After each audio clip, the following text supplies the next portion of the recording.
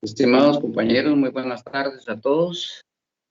Vamos a dar inicio a la sesión de trabajo de este día y con ello iniciamos nuestras clases de Derecho Penal 2. Quisiera, en primer lugar, pues, darles la cordial bienvenida para su nuevo semestre y en particular para este curso que es el de Derecho Penal en su parte especial.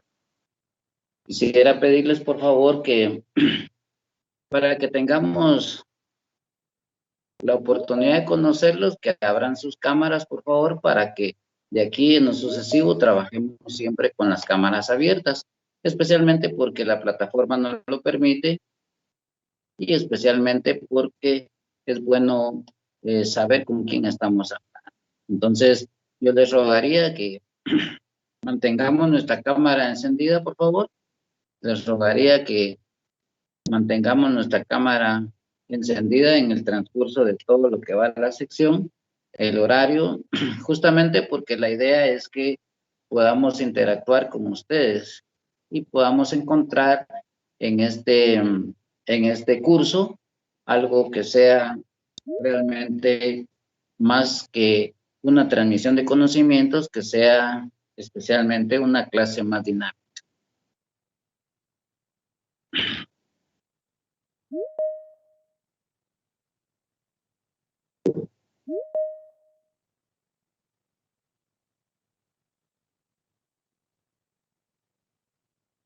Bien, en tanto que los demás compañeros se logran conectar y abrir sus cámaras, quiero en primer lugar hacer una presentación formal de su servidor y de mi auxiliar de cátedra.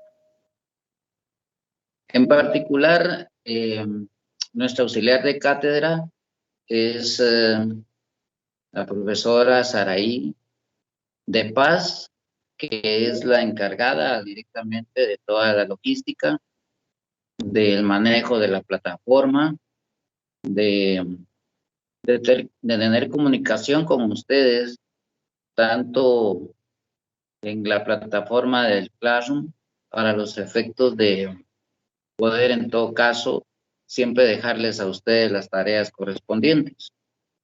Y por supuesto que vamos a hacer un chat, vamos a hacer un grupo donde podamos tener la comunicación más fluida, para que en todo caso no pase lo del día de hoy, que habíamos mandado ya nuestro link de la plataforma del Classroom a la coordinación y lamentablemente pues no la habían trasladado con todos ustedes.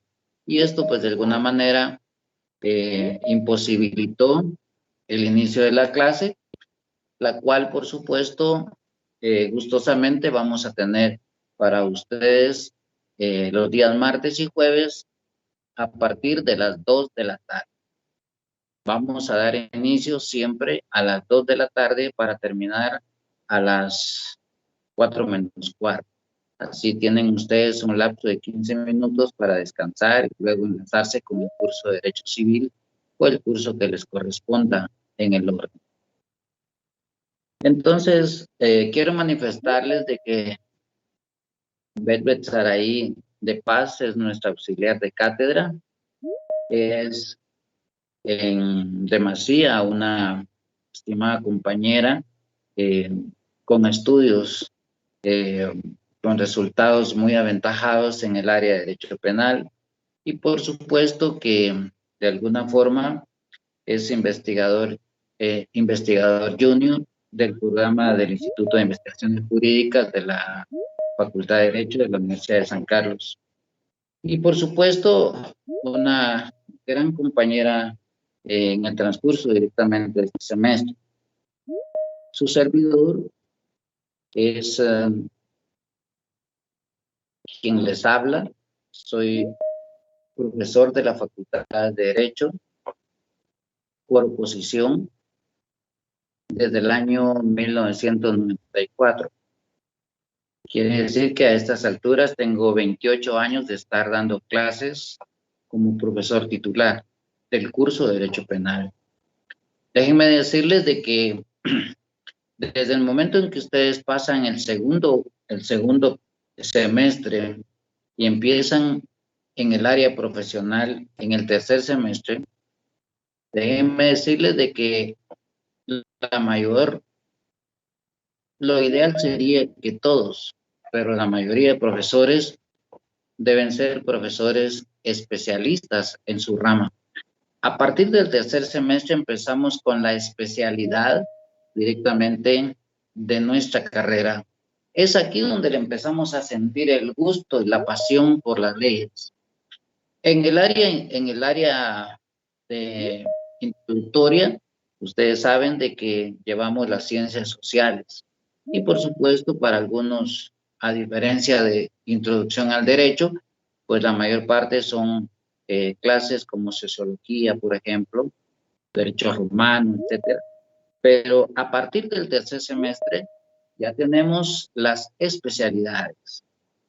En este caso vamos a trabajar sobre la especialidad del derecho penal, esperando de que en Derecho Penal 1 hayan tenido ustedes un excelente profesor o profesora para los efectos de haberles dado indiscutiblemente que la columna vertebral del derecho penal en términos generales. ¿Por qué digo esto? Porque el Derecho Penal 1 prácticamente es la columna vertebral de nuestro derecho penal en general. Pues la idea fundamental de presentarnos es para decirles de que su servidor es profesor titular del curso desde hace 28 años. Soy profesor titular por oposición de la jornada matutina, pero por ampliación de horario, pues estoy en la tarde y también en la noche. Tengo en mi haber tener la satisfacción de de haberme graduado de la facultad a los 24 años y desde entonces imbuirme en la carrera, en la especialidad de Derecho Penal. De esa cuenta es que tengo estudios de posgrado a nivel de maestría, especialmente en el área de ciencias penales.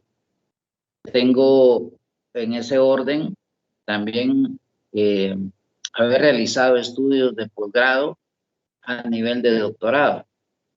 Estos evidentemente fueron en el extranjero, en la medida en que en nuestro medio, en la época en que me tocó a mí que estudiar, pues poco o nada había a nivel nacional. De esa cuenta, mi especialidad de Derecho Penal, tuve la oportunidad de estudiar en la prestigiosa Universidad de Harvard de Estados Unidos. Estuve también en la Universidad de Paul en Chicago y en la Universidad de Río Piedras en Puerto Rico. Esto con la idea, obviamente, de hacer de este curso realmente algo especial y sobre todo hacerlo a la usanza, especialmente de la enseñanza de los Estados Unidos, adecuado obviamente a nuestra especialidad y a nuestro contenido de materia, que es el derecho penal guatemalteco. Luego realicé mis estudios de posgrado, tengo un doctorado en ciencias penales y tengo otro doctorado en derecho constitucional. Déjenme decirles de que no ha sido fácil, sobre todo porque en la época en la que estuvimos estudiando nosotros fue la época del conflicto armado interno y hubo muchas aristas dentro de toda nuestra formación y nuestro proceso, pero gracias a Dios estamos acá ya en una nueva etapa dentro del marco de los acuerdos de paz y por supuesto en una nueva etapa de vida en donde pues ya no tenemos ese conflicto armado interno, pero sí tenemos otros problemas mayores, quizá como el tema de la corrupción, que en términos concretos se da en todos los sentidos y que lamentablemente ha sido uno de los peores problemas que podemos afrontar. La academia no escapa directamente a eso y por eso es que tenemos que empecinarnos en hacer las cosas bien, en hacerlo de manera transparente, pero en doble vía, en la medida en que su profesor o su staff de profesores, en este caso junto con Velvet, pues podamos estar a la altura de las exigencias de transmitir los conocimientos, no solo de una manera eh, tradicional, sino que tengamos más allá de la dinámica de poder estar con ustedes intercambiando, en este caso, ideas penales. Pues la idea fundamental entonces de presentarnos y dar nuestras cartas de acreditación para con ustedes es precisamente para decirles de que a partir de este momento lo que queremos con ustedes es hacerlos mejores abogados penalistas que puedan existir en Guatemala. La idea y el compromiso es ese, porque la idea fundamental aquí no es sentarse y hablar de una cosa o leer o decirles, miren, lean de tal artículo a tal artículo, no. La idea fundamental aquí es analizar el derecho penal. De esa cuenta es que el método que utilizamos específicamente en el derecho penal es el método analítico, es decir, analizamos cada figura, la debemos entender y por supuesto, una vez que la analicemos y la entendemos, la podemos poner en práctica. Nuestro curso es eminentemente práctico en el sentido de que damos todos los insumos teóricos, pero nuestras pruebas son eminentemente prácticas.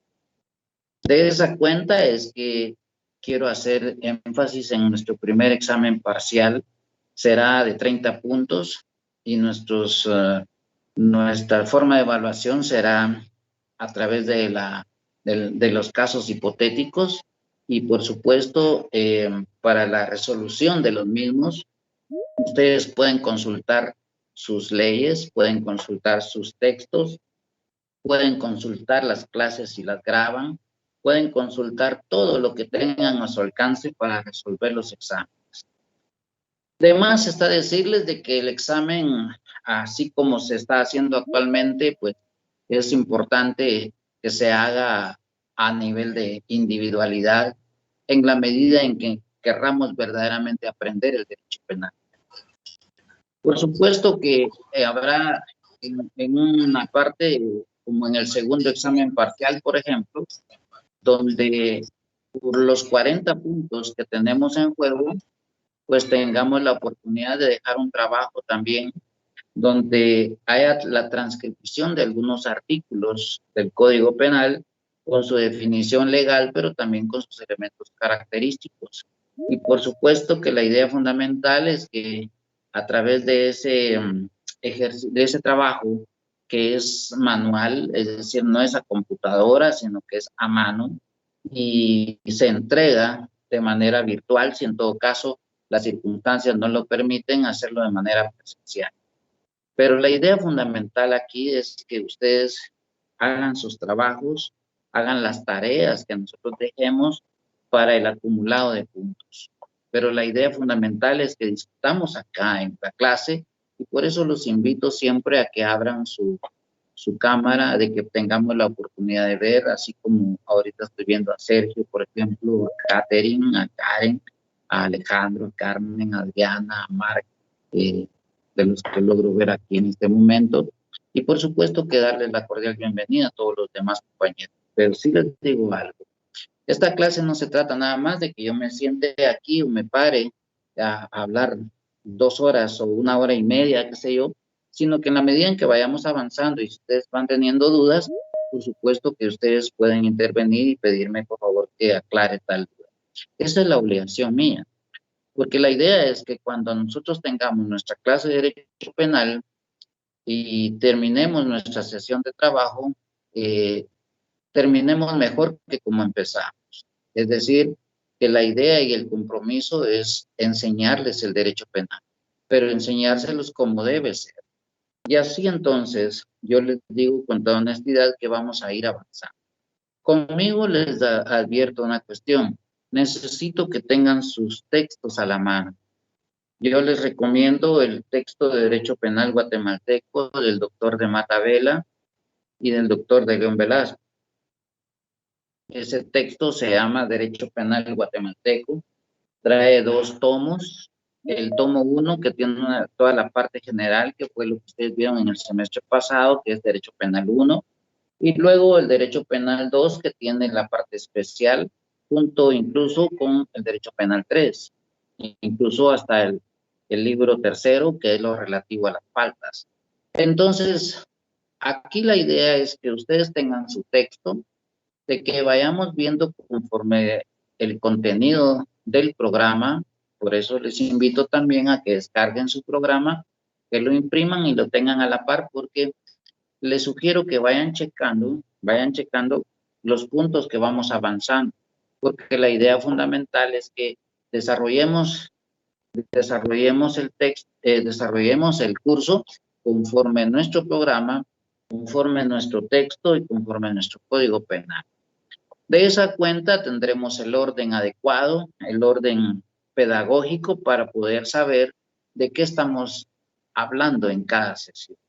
Por eso es que necesito que ustedes tengan a su alcance no solo el libro, sino también su programa, para que en todo caso ustedes vayan checando. Si, por ejemplo, hablamos del homicidio y vamos a hablar del homicidio en estado de emoción violenta y del homicidio en reunión tumultuaria, del intencional, por ejemplo, esos 3 ponemos en agenda, pero por razones de trabajo, por razones de estar explicando, resulta que solo trabajamos homicidio en estado de emoción violenta y en reunión tumultuaria.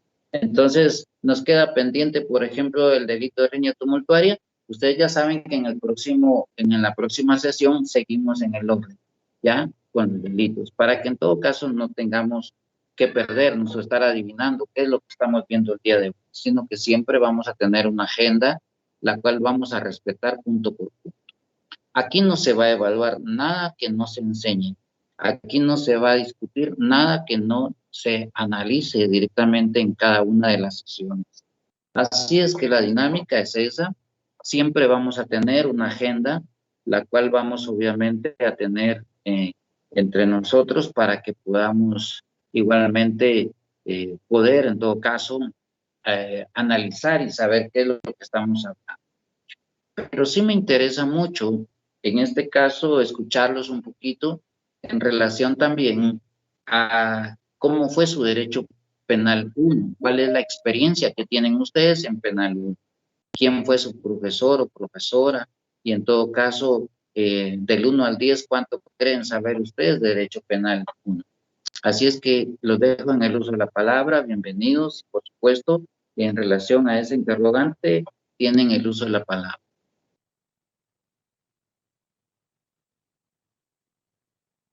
¿Quién les dio derecho penal 1?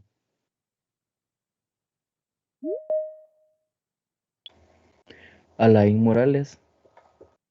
Alain Morales, muy bien. Buenas tardes, Castillo. Buenas tardes, licenciado. A mí me dio Derecho Penal 1, Mario Castillo. Muy bien. El licenciado, Sí.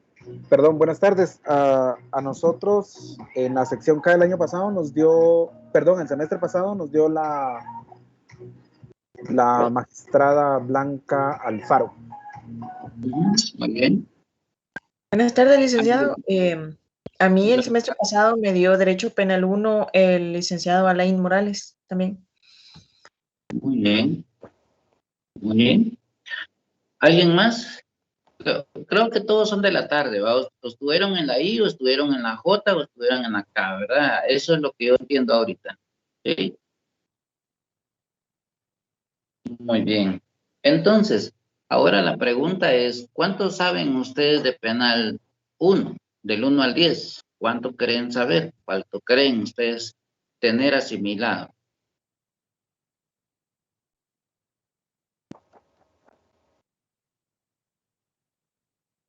Con Solo toda una sinceridad, licenciado, yo creo que tengo un conocimiento del 1 al 10, un 7, un 8. El licenciado Mario Castillo realmente fue un gran licenciado, brindó mucho material de apoyo, mucho contenido y realmente aprendí demasiado en sus clases. Así que diría que un 8 o un 9 incluso. Muy bien. Quien recibió con la doctora Alfaro, ¿cómo cree que está? Creo, licenciado, de que la licenciada Blanco también fue muy, sus clases eran, o sea, muy explícitas, o sea, él nos explicaba muy bien. Más sin embargo, creo de que, el conocimiento que cada uno de nosotros debe de tener es el que nosotros mismos quisimos llevar a leer todo lo que en sí nos dejaban, porque vimos varios delitos, estudiamos varios delitos a profundidad también, nos aclararon bastantes dudas que teníamos con respecto a los delitos, a quienes se les aplicaba y a quienes no, y pues creo de que sí, en realidad, ella fue una excelente maestra de Derecho Penal, pero yo calculo que nosotros podemos decir de que sabemos un 8, 9 también de Derecho Penal, porque sí analizamos mucho el derecho con ella. Muy bien. Pues eso me agrada mucho porque en esta parte del Derecho Penal 2, si ustedes se dan cuenta, Derecho Penal 1 y Derecho Penal 2 y Derecho Penal 3, que es la dinámica en que se ha dividido especialmente a nuestra ciencia, es para los efectos didácticos, pero para los efectos prácticos, el Derecho Penal es uno solo. Entonces, lo que vimos en el semestre anterior nos va a servir para lo que vamos a ver en este semestre y lo que vamos a ver en este semestre nos va a servir para el próximo semestre. Y cuando terminemos de ver Derecho Penal 3, habremos analizado, estudiado y aprendido en su conjunto el derecho penal en términos generales. Pero yo les dije algo importante. La columna vertebral de derecho penal es penal 1. En ese orden, entonces, quisiera realmente tener el panorama, más que todo, de cómo creen ustedes que pudieron haber entendido el derecho penal y sobre todo, para quienes me dicen que un 8, un 9, pues excelente, los felicito, pero acuérdense que el derecho penal se prueba. En el derecho penal. Y como buenos abogados penalistas, vamos a poner a prueba entonces realmente ese derecho penal. Entonces, yo pues todavía tengo, ¿qué? Son las 3:21, a las 4 menos cuarto vamos a concluir, pero mientras tanto voy a hacer un sondeo. Dentro de la parte del derecho penal 1, el contenido en términos generales del derecho penal 1 es estudiar, miren, el derecho penal 1 dentro de su contexto del Código Penal abarca del artículo 1 al 122. Y por supuesto que en Derecho Penal 2 arrancamos en el libro segundo en la parte especial, específicamente en el título y el capítulo 1 que habla de la figura del homicidio simple, es decir, del artículo 123 en adelante.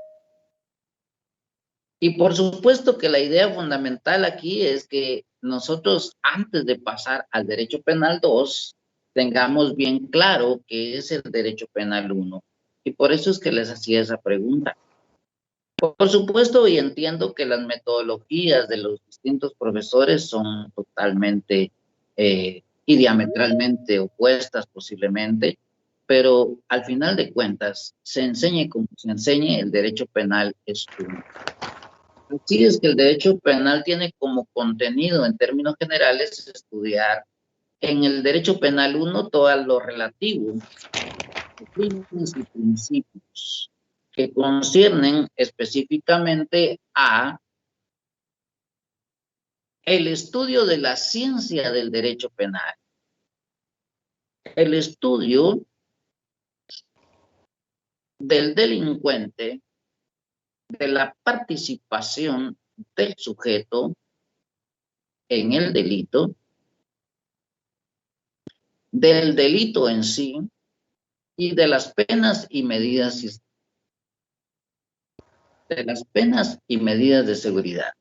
Si ustedes se dan cuenta, son 5 grandes instituciones las que debieron haber estudiado durante todo el derecho penal. Y en ese apartado, especialmente toda la parte teórica, para ponerla en práctica en la parte especial.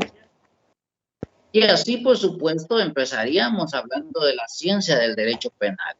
Y para hablar de la ciencia del derecho penal, pues tenemos que irnos evidentemente a lo que es, en términos concretos, su propia evolución histórica. En ese orden, entonces, el derecho penal y la ciencia del derecho penal parten de un origen eminentemente primitivo. ¿Se recuerdan ustedes que el derecho penal en su parte inicial fue precisamente una manifestación primitiva? De ahí que entonces el derecho y la forma de ejecutar, en este caso, la justicia penal, era en base exclusivamente a la justicia por nuestras propias manos. Y por supuesto que ante esa situación empezó realmente el derecho penal, de alguna manera, a salirse de nuestras manos. Es decir, cuando empiezan las personas a aplicar la justicia por su propia mano, pero se da más allá de la simple naturalidad, en el sentido que si un sujeto mataba a otro, pues tenía derecho para matar a otro, en este caso un familiar X, para poder en este caso hacer la justicia penal. El problema fue cuando este vino y simple y sencillamente mató a toda la demás familia. Entonces hubo una desproporcionalidad en la justicia, en la aplicación de la justicia penal, ¿ya? Entonces empezamos a buscar paliativos, ¿ya? Para corregir esa desproporcionalidad. Y ahí es donde aparece aquella famosa regla del ojo por ojo y diente por diente. ¿Se recuerdan ustedes de qué trata esa tesis del ojo por ojo y diente por diente? Que me imagino la vieron ahí en la parte evolutiva de esa etapa primitiva. Sí, la ley del talión, Lick. ¿De qué trataba la ley? Que no se puede dar un mal del que uno recibió. Digamos, que se tiene que dar el mismo nivel de maldad que uno recibió, por así decirlo. O el mismo castigo que tienen que dar. Sí, obviamente tratando de hacer más proporcional. Si uno venía y mataba a una persona, obviamente los deudos lo que tenían derecho era para aplicar la justicia penal matar a otro de la misma familia, pero solamente a uno. Por eso se llamaba ojo por ojo y diente por diente, ¿ya? Pero también apareció la famosa composición, ¿ya? Llegaban a acuerdos, a arreglos, etc. Entonces, si lo vemos, el derecho penal en toda su manifestación tiene sus avances y dentro de esa misma dinámica también llegó entonces a pensarse que el derecho penal en términos generales era sumamente difícil de manejar. Y entonces se pensó en que el derecho penal debía dar otro paso. Y entonces se pensó directamente en aplicarlo, en este caso, a través de quienes ejercían la representación de Dios en la tierra. Y ahí es donde aparece la época divina del derecho penal. Es decir, el derecho penal va evolucionando entonces, desde que aparece la justicia por nuestras propias manos y cuando vemos que es muy difícil controlar eso, entonces pensamos en que se controle a través, en este caso, de alguien más supremo, a quien pudiéramos en todo caso hacerle caso. Y ahí es donde entonces consideramos nosotros, especialmente de que debe darse a quién más que a los representantes de Dios aquí en la tierra. Entonces es la iglesia la que en términos generales tiene el control de la justicia penal. Pero la justicia penal también en las manos de la iglesia o de los sacerdotes en todo caso, también empezó a salírsele de las manos, en la medida en que los sacerdotes daban su doctrina y aquel que estaba en contra de esa doctrina, por supuesto que lo que los tildaban era de delincuentes. Les decían en todo caso de que como no estaban dentro de la doctrina de la iglesia, pues eran denominados herejes. Y entonces para castigar y para, en todo caso, aplicar la justicia penal, se les daba un escarmiento en vía pública. Y ese escarmiento en vía pública era la hoguera. Entonces, el derecho penal se empezó a aplicar en ese sentido. Por supuesto que eso también llamó la atención de algo que no estaba bien. O sea, el derecho penal aplicado en ese sentido, ahí sí que el abuso de poder se traslada, en este caso, al poder absoluto de la iglesia. Entonces la iglesia empezó, con tal de tener el control social, obviamente a castigar a las personas, especialmente cuando no llevaban en ese orden su propia creencia. Entonces, también se desproporcionó la justicia penal en ese orden. Bueno, entonces alguien pensó y dijo, bueno, entonces si tampoco los sacerdotes de la iglesia puede llevar a cabo la justicia penal, la difícil tarea de aplicar la justicia penal, pensemos entonces quién más lo puede hacer. Y entonces pensaron en quién. ¿Quién podía llevar la justicia penal si la iglesia no lo podía hacer? ¿Quién lo podía hacer?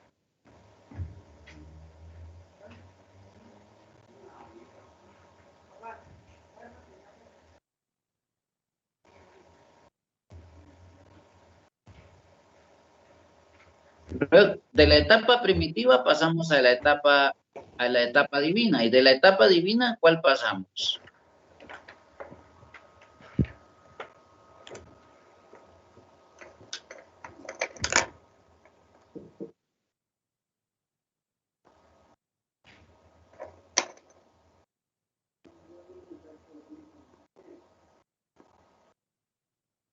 ¿No les enseñaron las etapas de desarrollo histórico del derecho penal?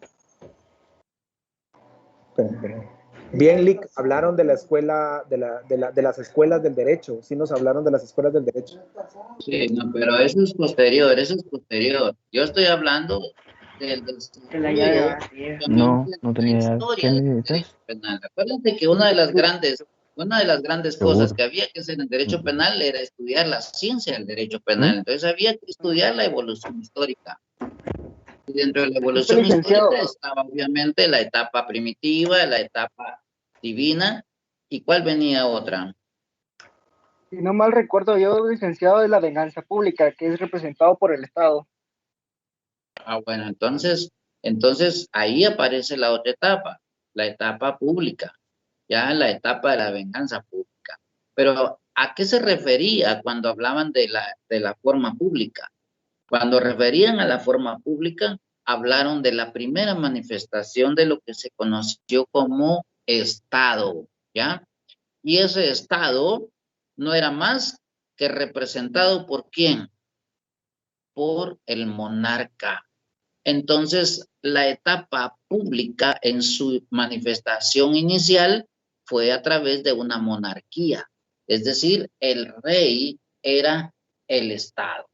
Si al rey se le ocurría que hoy amaneció radiante, al rey se le ocurría decir que hoy estaba soleado, a pesar de que está nublado, a pesar de que está cayendo lluvia y hay rayos y centellas, pero si al rey se le ocurría decir, no, hoy es un día soleado, todos deberían decir que era un día soleado. Pero si a alguien se le ocurría decir, no, el rey está equivocado, hoy es un día de lluvia y de tormenta, nada que ver con lo soleado. A ese sujeto, por haber contradecido el pensamiento del rey, lo mandaban a traer y para aplicar la justicia, en este caso penal, se le sometía a sendas torturas, obviamente se le sometía a sendas torturas para que al final de cuentas terminara confesando de que efectivamente el rey tenía la razón, que el día estaba soleado. Cuando no lo hacía, entonces, simple y sencillamente, era mandado a los calabozos, obviamente a través de la tortura, etcétera. Si se dan cuenta, entonces, en esa etapa pública, el monarca era quien aplicaba la justicia penal. En el peor de los casos, como los reyes a veces delegaban también esa función, se lo delegaban a alguien en particular. Bueno, ¿qué hacía ese particular en nombre del rey? Aplicar también con severidad la justicia penal. Y entonces empezó a darse torturas, empezó a darse una época de barbarie de la justicia penal.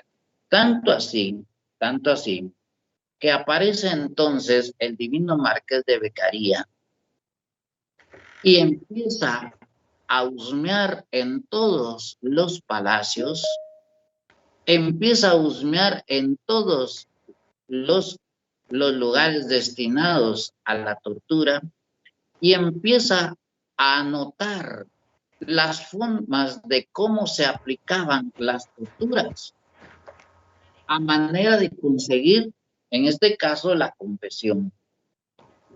A esos escritos se les conoció posteriormente como la famosa obra de los delitos y de las penas del divino Marqués de Beccaria.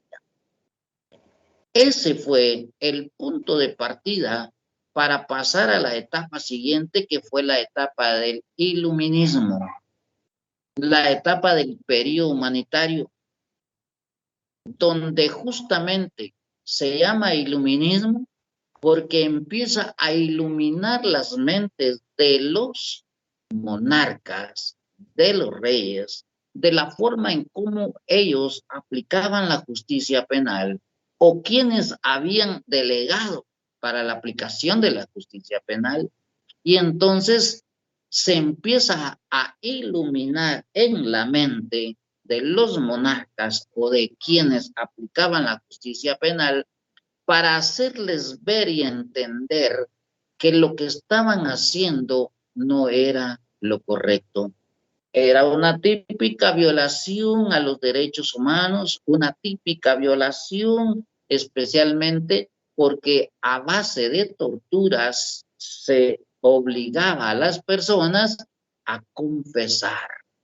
Y por supuesto que eso entonces abrió la puerta para que apareciera, en este caso, lo que hoy conocemos como la etapa moderna del derecho penal, que viene aparejado especialmente con el movimiento de la Revolución Francesa del siglo XVII, donde empieza a gestarse la creación de la forma moderna de lo que hoy conocemos como Estado.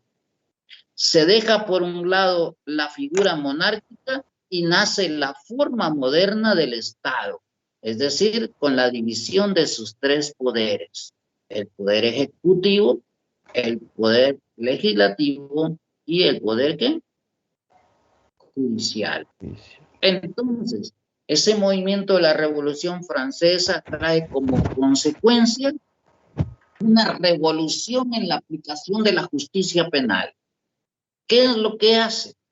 Abrir los horizontes para una nueva forma. Y esa nueva forma de constituir un Estado lo hace a través primero del nacimiento del constitucionalismo. Nace entonces la idea de crear una constitución política en donde se plasmen los derechos fundamentales, los derechos de los hombres. Y dentro de esos derechos fundamentales y de derechos de los hombres aparece en primer lugar, oigan, el derecho de defensa. Aparece el derecho a presumirse inocente, que es la presunción de inocencia, pero especialmente al derecho a un juicio justo, el derecho a un debido proceso. Someterlo a torturas para confesar obviamente eso debía quedar atrás. Hoy en día, ¿qué es lo que se necesita? Un proceso penal que demuestre la participación del sujeto en el delito y que, por supuesto, tenga todas las posibilidades para poder defenderse. Si aún así sale derrotado, es porque el Estado tuvo la capacidad de demostrar la efectiva participación del sujeto en el delito y la existencia del delito mismo y, por supuesto, la aplicación de una pena o una medida de seguridad. Entonces, en ese orden de ideas, llegamos justamente a lo que es hoy en día la concepción de Estado, una constitución, un código penal, un código procesal penal. Empieza la etapa, empieza la época de la codificación. Y ahí entonces nosotros vemos cómo nuestra ciencia penal avanzó. Y en ese orden regresamos entonces a una de sus grandes instituciones y que es la que nos importa en este derecho penal 2, el delito. ¿Cómo fue considerado el delito desde su origen? ¿Cuáles fueron esas distintas acepciones terminológicas? ¿Cuál fue ese desarrollo que tuvo la misma disciplina del delito? O sea, ya estudiamos a grandes rasgos la disciplina de la ciencia penal. Ahora estudiemos la disciplina del delito. Después estudiemos la participación del sujeto en el delito, que en todo caso ya implica también la aplicación de las penas y medidas de seguridad, las 5 grandes instituciones. Y para estudiar entonces la rama más elemental del derecho penal, ¿quién más que la propia teoría del delito? Entonces, una de las instituciones que debemos estudiar y que debe quedar bien claro es justamente la figura del delito. Si lo que vamos a entrar a analizar a partir del libro segundo y la parte especial son las figuras delictivas, bueno, pues entonces yo creo que lo más conveniente es analizar el delito desde su origen hasta nuestros días, para poder entonces entender de qué estamos hablando y de qué habla nuestro Código Penal. Entonces ahora sí vuelvo y pregunto, ¿cuál fue en este caso el origen del derecho penal? En este caso ya lo vimos, la etapa primitiva. Bueno, ahora, ¿cuál es el origen del delito? Distintas acepciones terminológicas. En el Antiguo Oriente, en la Roma primitiva, se hablaba de noxa, que significaba daño. En la culta Roma ya se habló de la figura del flagitium. Y luego en la Edad Media ya se habló de crimen. En este caso, para los delitos mayores y delictum para los delitos menores. Ya en la época moderna se habla de delito, de crimen o de acto punible, ¿ya? Por supuesto que es interesante entonces para ver también el desarrollo de la institución del delito. Hoy en día, por supuesto, grandes estudios se han hecho en relación a esta figura. Y en la época moderna, por ejemplo, hablar de delito, hablar de crimen, hecho o acto punible es de hablar de lo. En nuestro medio de cultura jurídica latina, en especial, hablamos de delito. En la cultura anglosajona, entiéndase, Estados Unidos e Inglaterra, se habla de crimen. Es decir, en el caso nuestro, cuando hablamos de derecho penal, estamos hablando de la ciencia del derecho, pero lo asociamos con la consecuencia, que en este caso es la pena, y por eso hablamos de derecho penal. Pero en otras latitudes, en Europa y en Estados Unidos e Inglaterra, por ejemplo, se asocia a la ciencia con el crimen, y por eso se habla de derecho criminal, ¿ya? Entonces se asocia a la disciplina con el delito, que en mi opinión considero debe ser así, porque lo más importante del derecho penal es el delito. En todo caso, hablar de derecho penal o de derecho criminal es hablar de lo mismo. Lo único que es necesario entonces aterrizar por qué en unos lados vamos a hablar de derecho penal y en otros lados vamos a hablar de derecho criminal. Y máxime que hoy en día los libros están tan, pero tan a la mano y especialmente con la era digital en donde solo nos metemos, usamos un link y encontramos una variedad de libros en todo sentido. Bueno, que no se nos escape que hablar de derecho penal y derecho criminal es hablar de todo. Pues en ese orden de ideas entonces aparece justamente las diferentes formas de definir el delito. Es decir, uno de los grandes problemas para el derecho penal fue cómo definir el delito. Y por supuesto que en esa lucha de definir el delito aparece el criterio legalista. El criterio legalista trató de definir el delito diciendo que era todo lo prohibido por la ley. Ese concepto, al final de cuentas, quedó demasiado complejo, porque para decir que era delito había que crear tantas leyes para poder encajarlas. Y entonces lo prohibido por la ley terminó siendo un problema, ¿ya? Entonces apareció por ahí también la filosofía metiendo su aporte y aparece el criterio filosófico diciendo que el delito era sinónimo de pecado, ¿ya? Entonces, sinónimo de pecado significaría que ahorita todos deberíamos estar presos. ¿Por qué razón? Porque todos hemos pecado de palabra, obra y omisión, dice, ¿ya? Entonces, si eso fuera cierto, en todo caso, todos deberíamos estar presos. Entonces, ese criterio también fue abandonado. Luego apareció también por ahí un criterio, el criterio natural sociológico, devenido, ahí sí, de una de las escuelas, que es la escuela positivista, diciendo que el delito era un fenómeno natural sociológico, ¿ya?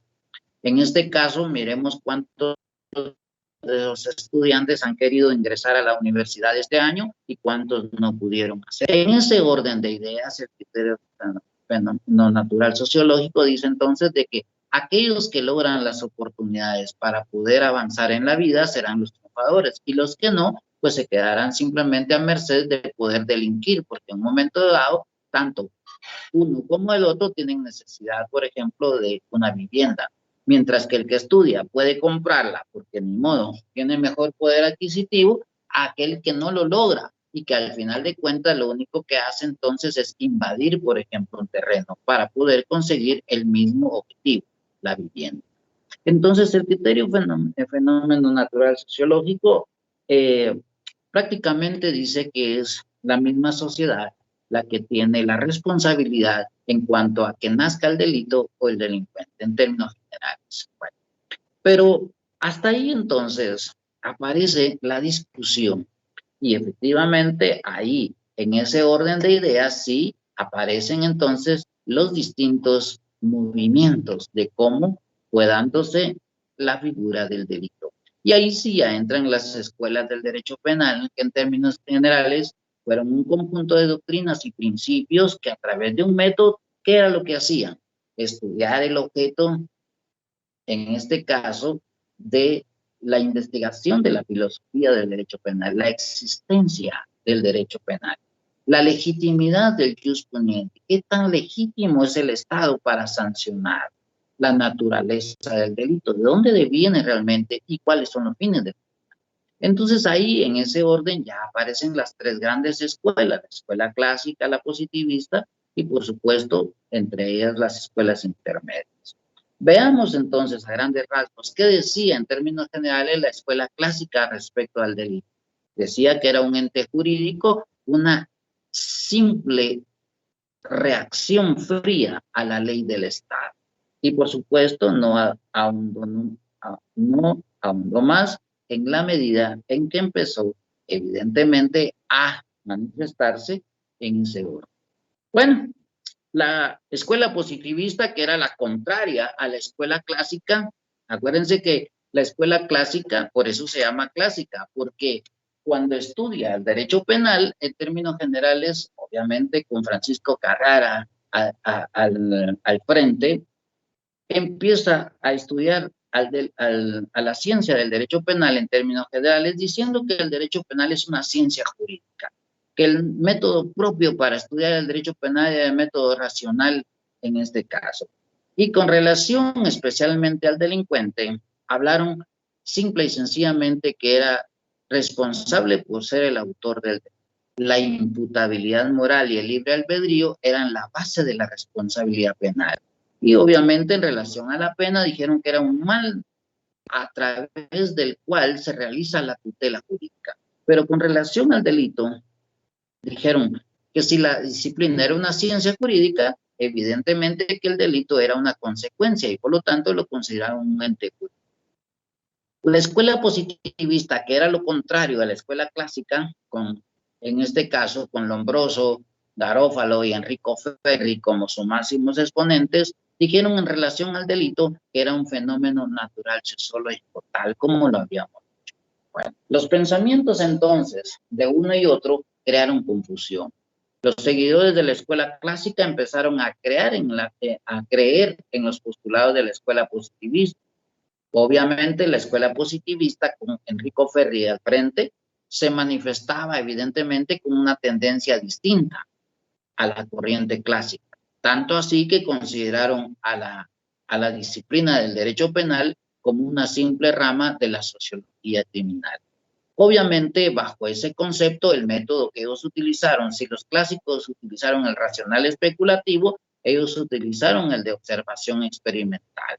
Y por supuesto que en relación al delincuente, mientras que los clásicos dijeron que era, en este caso, responsable penalmente por ser simplemente autor del delito, los de la escuela positivista dijeron que era un ser anormal, un loco atávico, distinto de la especie humana. Y por supuesto que eso entonces empezó a crear un gran problema. Unos seguidores de la escuela clásica empezaron a creer en los postulados de la escuela positivista. Y por supuesto que eso lo que trajo como consecuencia fue una crisis para el derecho penal. Y de ahí entonces que aparecen las escuelas intermedias, como la Tercia Escuela Italiana, la escuela de política criminal, que no era más que la escuela sociológica alemana, y la escuela sociológica francesa. Y por supuesto que los aportes de una y otra, ¿qué fue lo que hicieron nada más? Simple y sencillamente crear confusión. A la larga no aportaron absolutamente nada. Eso se tradujo entonces en una pugna abierta entre la escuela clásica y la escuela positivista. ¿Qué hizo esto nada más? Crear crisis en el derecho penal, crisis en la disciplina del delito. Y entonces ahí es donde nosotros nos interesa llegar. ¿Qué hacer con el derecho penal en crisis? ¿Qué hacer con la figura del delito en crisis? Pues entonces algo había que pasar. Y no es sino hasta en el año de 1900 cuando aparece el movimiento técnico jurídico alemán. Obviamente fruto de la dogmática jurídico alemana y del empleo del método analítico. ¿Recuerdan que les dije al principio de la clase que el método que íbamos a estudiar en nuestra disciplina es el método analítico? Pues esa es la corriente propia del movimiento técnico jurídico que hoy en día está bañando justamente y dominando al derecho penal. Se dedica en este caso de lleno al examen lógico del delito, dando vida a lo que en la doctrina se llama la construcción técnica del delito o de la infracción. Y ahí es entonces donde yo aterrizo y pregunto, ¿realmente, cuánto sabemos de derecho penal? ¿Cuánto sabemos de derecho penal? Miren los postulados del movimiento técnico jurídico. Por supuesto, con Binding y Frank von Liszt a la cabeza, Ernesto Belling, Max Ernesto Meyer, Edmundo Meyer, por ejemplo, fueron sus máximos exponentes, que dijeron que en relación al derecho penal, lo sacan de la esfera de la rama de la sociología criminal y lo vuelven a convertir otra vez en una ciencia jurídica. El método propio, en este caso, para estudiar el derecho penal es la dogmática jurídica. ¿Y cuál es la dogmática jurídica? Estudiar al derecho penal sobre sus propias bases, sobre sus propias doctrinas. Es decir, bajo lo que ya existe, analizarlo, cuestionarlo y mejorarlo. Esa es la idea de la dogmática jurídica. Y por supuesto que bajo ese orden cambia radicalmente la figura del delincuente. Ya no es autor del delito la imputabilidad de libre albedrío. Ya no es un loco, como le decían los positivistas. Hoy lo que interesa es la voluntad del sujeto. Es decir, que entonces se crea lo que hoy conocemos como la teoría de la voluntad. Y por supuesto que eso implica el punto de partida distinto. Pero con relación al delito, ¿cómo se define hoy en día en este caso? Y aquí entonces quiero que pasemos en especial ya a nuestro Código Penal. Si lo tienen a la mano, y con esta me despido porque ya vamos acabando el tiempo para que entre la otra clase, pero con esta interrogante los dejo. ¿Tienen su Código Penal ya en la mano? Perfecto. Miremos entonces cómo empieza el libro segundo. ¿Ya lo tienen a la mano todos?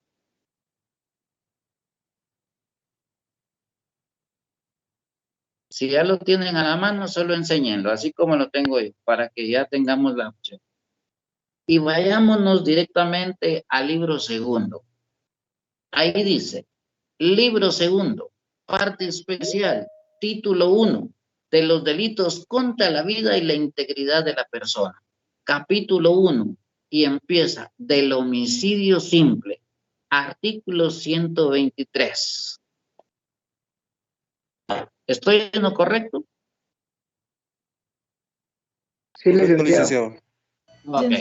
Entonces ahora viene la pregunta del millón. Acuérdense que la dogmática jurídico-penal lo que hace es utilizar la dogmática jurídica y en todo caso es una forma de analizar el derecho penal. Bueno, ¿se han preguntado ustedes entonces si en el libro segundo vamos a hablar de delitos? ¿No creen que lo lógico era que nuestro Código Penal en el libro segundo, en la parte especial, empezara por definir el delito? ¿Qué creen ustedes? Si lo lógico es, si vamos, ustedes ya están viendo ahorita civil y ya han visto el matrimonio, ya han visto la familia y el Código Civil define qué es la familia y define qué es el matrimonio. Entonces, ¿por qué nuestro Código Penal empieza hablando de delitos sin definir, en este caso, el delito desde el punto de vista legal? Entonces, la pregunta del millón, antes de empezar a analizar todos los delitos es, ¿por qué nuestro Código Penal, por qué nuestros legisladores, en todo caso, cuando hicieron este código, que es el mismo que tengo yo y el mismo que tienen ustedes y el que tenemos todos, ¿por qué empieza a hablar de los delitos sin definir legalmente el delito cuando el mismo derecho penal ya ha evolucionado?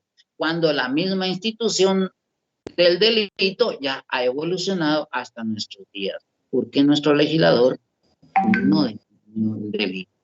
Entonces, como ustedes me han dicho que aprendieron, tuvieron profesor, y como me han dicho que saben de derecho penal del 1 al 8, del 1 al 9, bueno, entonces les voy a dar el beneficio de la duda y les dejo como tarea para el próximo día de clase, antes de iniciar, que me digan nuestro Código Penal, ¿por qué nuestro Código Penal no define el delito? Y en todo caso, entra de lleno a analizar las figuras delictivas. Cuando son las 15:58, doy por terminada esta sesión, pero les dejo la inquietud para que el próximo día de clase me digan las razones legales, doctrinarias, analizadas de por qué nuestro Código Penal no define el delito, pero sí entra de lleno a analizar todas las figuras que vamos a ver en el derecho penal. Con esto me despido entonces, estimados compañeros, dejándoles entonces la tarea de analizar, de estudiar y de hablar lo que consideren conveniente. Nos vemos en una próxima sesión, el próximo jueves. ¿A qué hora? A las 2 de la tarde, licenciado. Las 2 de la tarde. Entonces, nos vemos entonces, estimados compañeros. Sigamos hablando de lo que nos gusta, de lo que nos apasiona y de lo que venimos a aprender, el derecho penal. Vamos a ver, entonces, para la próxima sesión, la interrogante que les dé. Licenciado, Jimena. disculpe, ¿será que me podría repetir el nombre del libro que utilizaremos para su cátedra, por favor? Se llama Derecho Penal Guatemalteco.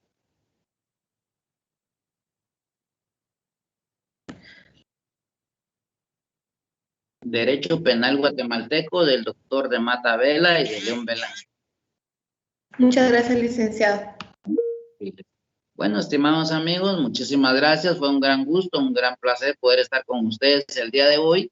Creo que hemos avanzado enormemente y por supuesto deseoles el mejor de los éxitos en mi curso y en el semestre. Así es que nos vemos a la próxima. A usted, licenciado, feliz tarde.